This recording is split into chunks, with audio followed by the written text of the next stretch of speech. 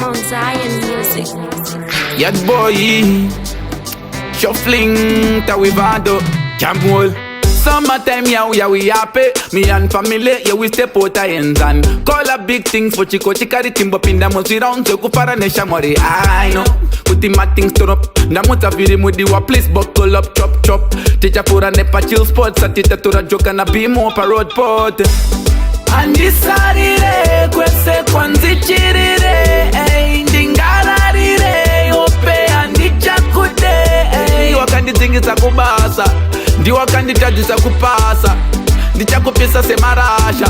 Auna ndima wairasa, puma kobiza chipisa. Maraimu kadija na fanta na chitra na wine up. Lepo zijipa za pinza katena nzipisa. Mafuta upindre paden timano. Appetime ye kwa freemano. Flavor eti ya pinda. Mope maekambo pisa. Abisha ukutagwa na lisa. Andisarire kwese kwanzi chirire, ndingararire, ope andichakude, wakandizingisa kubasa, ndiwakanditajisa kupasa, ndichakupisa semarasha. Auna ndima wairasa, kebozi tebozi full up anditi iwewe ikoko watite anditi atisima inwaka se sweetie patweta unity. The thing looks so pretty, roses for the ladies and the bumpers a candies. Smile up send up kuna dentist, R.I.P. Daga apprentice. Tokurangarira know you notice. Andisarire kwese kwanzi chirire, ndingararire, ope andichakude, wakandizingisa kubasa, ndiwakanditajisa kupasa, ndichakupisa semarasha.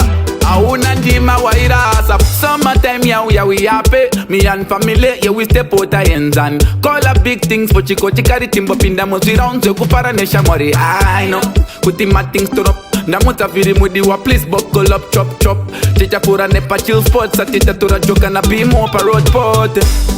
Andisarire kwese kwanzi chirire, ndingararire, ope andichakude, wakandizingisa kubasa, ndiwakanditajisa kupasa, ndichakupisa semarasha.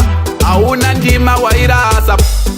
Andisarire kwese kwanzi chirire, ndingararire, ope andichakude, wakandizingisa kubasa, ndiwakanditajisa kupasa, ndichakupisa semarasha. Auna ndima wairasa. Mount Zion Music.